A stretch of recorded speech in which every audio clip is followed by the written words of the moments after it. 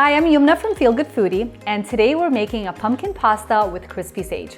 So the pasta itself doesn't have pumpkin in it, but the sauce has pumpkin. It's pumpkin puree and marinara mixed together to get a nice red sauce with a little bit of garlic and lots of sage in there.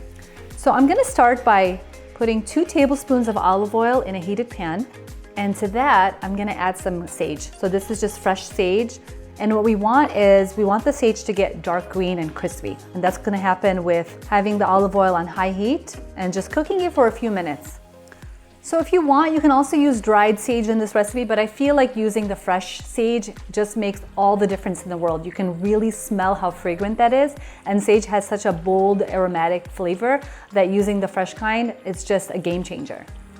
So you can see the sage is starting to get darker, and it's also starting to get a little bit more crispy. And that's exactly what we want it to look like.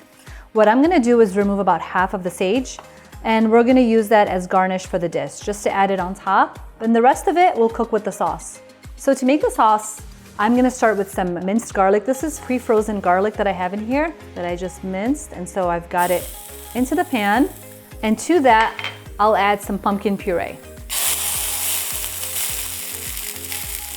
Start mixing it all together. Be sure not to use pumpkin pie filling, you just want pumpkin puree. And I'm also going to add half a cup of marinara sauce. And now I'll also add about half a cup to a cup of vegetable broth. So I'm gonna start with about half a cup and see where that takes us.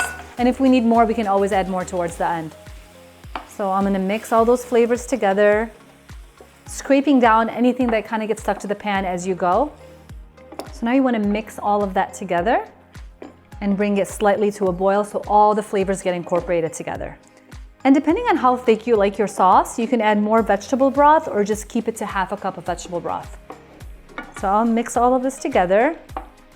And it's looking a little thick, so I am going to add some more vegetable broth to this. And again, mix it all together. I love the color of this. It's reddish, orangish, and it just screams fall, especially with the flavors of the crispy sage in there. It's so wonderful. Now I'm gonna add a pinch of salt to the mix. We'll also grind a little bit of fresh pepper in there as well. So once you see the pasta sauce start to bubble up, we'll just turn down the heat and let it simmer for 5 to 7 minutes. So the sauce has been simmering for about 5 to 7 minutes, and now we're gonna take a peek. Yes, that's what we want. And now the sauce is pretty much done, and what I'm gonna do is add some cooked pasta to it, right to the pan. You can use any pasta you'd like. I like to use the penne here, just because the sauce gets inside, and that just makes all the difference. So I'm gonna mix it all up together, and you can go ahead and serve it. The cool thing about this recipe is that it's vegan, so you can eat it as it is on its own, or if you want, you can serve it with a side salad, or you can add some protein of choice with it. It goes really good with like some rosemary garlic chicken, and it pairs really well with even like salmon if you want. So I'll mix all the flavors together, and then we're ready to eat. So the pasta's all done, and I love this recipe for 3 reasons. First of all, it's a wonderful way to use up pumpkin puree if you have any left over. Second of all, it sneaks in some vegetables in there because of the pumpkin. And then third of all, it's just an all-around comforting dish that you can enjoy in the fall with all these wonderfully fall-inspired flavors. And now we'll add some crispy sage on top. And what I like to do too is I like to add some cashews on top. So because this is a vegan recipe, the cashews will add some protein onto it. It pairs really well with the sage and just gives it a nice nutty flavor.